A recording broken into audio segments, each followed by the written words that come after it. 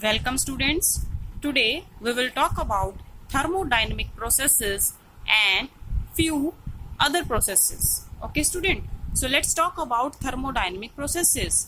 देखिए बच्चों, आपको नाम से ही पता चल गया होगा कि थर्मो मीन्स क्या होता है, एनर्जी, डायनेमिक मीन्स क्या होता है, मोशन। तो थर्मोडायनेमिक मीनिंग क्या हुआ बच्चों, एनर्जी का चेंज। ठीक है, प्रोसेसेस मीन्स कोई भी ऑपरेशन। ठीक है, ऐसा ऑपरेशन जहां पर एनर्जी में चेंज आता है, ठीक है, या फिर किसी भी सिस्टम की स्टेट में चेंज आता है, that is called a thermodynamic process. ध्यान से देखेंगे क्या डेफिनेशन है, an operation which bring about the change in the state of system is called thermodynamic process. अब आपको पीछे बताया था बच्चों, स्टेट ऑफ द सिस्टम क्या होता है, वेरी इंपॉर्टेंट पॉइंट बताया गया था। स्टेट ऑफ द सिस्टम का मतलब होता है कंडीशन ऑफ द सिस्टम, और कंडीशन का मतलब क्या होता है कि किसी भी सिस्टम का प्रेशर कितना है, वॉल्यूम कितना है और उसका टेम्परेचर कितना है। Get it.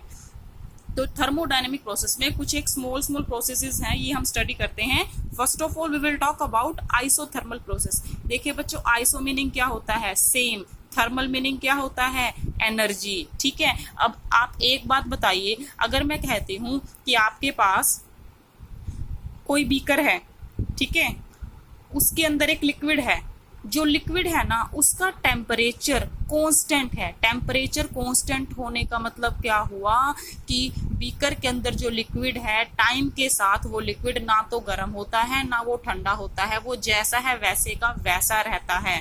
ठीक है, तो ऐसे प्रोसेस को जहां पर आपका टेम्परेचर कांस्टेंट रहता है उसे क्या बोलते हैं, या फिर ऐसा प्रोसेस जो कांस्टेंट टेम्परेचर पर कैरी आउट किया जाता है, ऐसे प्रोसेस को बोला जाता है आइसोथर्मल प्रोसेस। क्या बोलते हैं बच्चों, आइसोथर्मल प्रोसेस। ठीक है, आइसोथर्मल मतलब क्या, सेम रहेगा आपके पास, कांस्टेंट रहेगा आपका टेम्परेचर। ठीक है, और टेम्परेचर एक तरह से किसकी मेजरमेंट होता है, एनर्जी की। अगर कोई चीज बहुत ज्यादा गर्म है, दैट मीन्स उसके अंदर एनर्जी क्या है, ज्यादा है। Get it. When such a process occur, heat flow from system to surrounding or vice versa to keep the temperature of the system constant। अब देखो, अगर हीट की बात कहें तो कहा कि हीट कहीं से कहीं फ्लो कर सकते हैं, सिस्टम से सराउंडिंग में भी आ सकती है हीट, और सराउंडिंग से सिस्टम पर भी आ सकती है। बस कंडीशन क्या होनी चाहिए, कंडीशन ये होनी चाहिए कि आप जिस प्रोसेस की बात कर रहे हैं उसका टेम्परेचर क्या रहना चाहिए,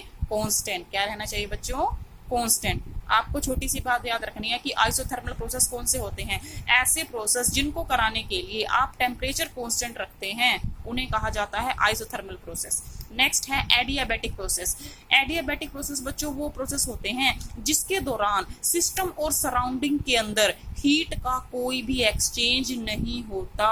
there is no exchange of heat between system and surrounding. पर क्या आइसोथर्मल में हीट एक्सचेंज होता था, यस होता था, सिस्टम टू सराउंडिंग हीट का एक्सचेंज होता था। ठीक है, नेक्स्ट है आइसोकोरिक। बच्चों आइसो का वर्ड आप मीनिंग याद रखेंगे, आइसो मीनिंग होता है सेम। ठीक है, आइसोकोरिक प्रोसेस क्या होता है, ऐसे प्रोसेस जिसके दौरान सिस्टम का वॉल्यूम क्या रहता है, कांस्टेंट। कांस्टेंट मतलब चेंज नहीं होता, जितना है उतना का उतना रहेगा। Next is isobaric process. Bar किसकी यूनिट होती है बच्चों, प्रेशर की। तो यहाँ से आप एक हल्का सा हिंट मिल जाएगा आपको इस प्रोसेस को लर्न करने के लिए। तो आइसोबैरिक प्रोसेस वो होते हैं जिनके दौरान सिस्टम का प्रेशर क्या रहता है, constant. Next is cyclic process. Cyclic आपको नाम से ही ध्यान आ गया कि साइक्लिक मीनिंग क्या होता है कि जिस पॉइंट से हम चले थे घूम फिर कर उसी पॉइंट पर वापिस आ जाते हैं। ठीक है, it is a process in which the system return to its original state after undergoing a series of changes. अब नेक्स्ट हमारे पास है बच्चों reversible processes and irreversible processes. भाई रिवर्सिबल प्रोसेसेस क्या होता है, कोई रिएक्शन जो लेफ्ट से राइट जा रही थी, अगर वही रिएक्शन राइट से लेफ्ट चलने लगे, लेफ्ट से राइट जाने के बाद राइट से लेफ्ट आ जाए, तो ऐसे प्रोसेस को आप क्या बोलते हैं, रिवर्सिबल प्रोसेस। क्या बोलते हैं बच्चों, रिवर्सिबल प्रोसेस। ठीक है, अब रिवर्सिबल प्रोसेस को समझने के लिए आप एक एग्जांपल देखिए। सपोज कीजिए आपने एक बीकर लिया है, ठीक है, एक बीकर है, ओके। बीकर के अंदर क्या है, मैं कहती हूँ गैस है, ठीक है, और इसके ऊपर मैंने यहाँ एक स्टैंड लगाया। स्टैंड के ऊपर ना मैंने बहुत सारे पत्थर रख दिए, छोटे छोटे पत्थर। ठीक है, अब ये बताओ भाई, जब स्टैंड के ऊपर पत्थर रखे हुए हैं, पत्थर क्या लगाएंगे, प्रेशर, और जो स्टैंड है वो और नीचे आएगा, गैस को कंप्रेस करेगा। भाई स्टैंड का लेवल ये था, इसके ऊपर पत्थर रखे थे, पत्थर प्रेशर लगाएंगे तो आपके पास ये जो टी शेप होता है इसको पिस्टन बोलते हैं, पिस्टन और नीचे आ जाएगा। पर अगर आप धीरे धीरे एक एक पत्थर उठाने लगेंगे तो फिर से जो पिस्टन है वो अपनी पहले वाली जगह पर आ जाएगा। ठीक है, गेट इट और नॉट? यहां पर देखिए, इस डायग्राम से और क्लियर होगा आपको।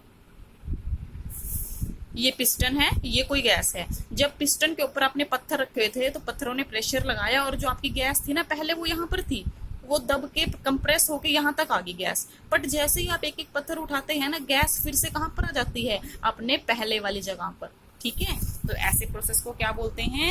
Reversible process. ठीक है, गेट इट स्टूडेंट्स? नेक्स्ट हमारे पास है इरिवर्सिबल प्रोसेस। नेक्स्ट हम किसकी बात करेंगे? इरिवर्सिबल। भाई इरिवर्सिबल, इर का मतलब क्या होता है?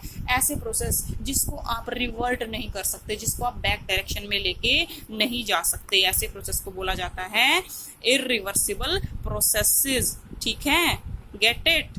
और अगर आप ऐसे प्रोसेसेस को रिवर्स करना भी चाहते हैं तो आपको किसकी हेल्प लेनी पड़ेगी? किसी एक्सटर्नल एजेंसी की। Get it?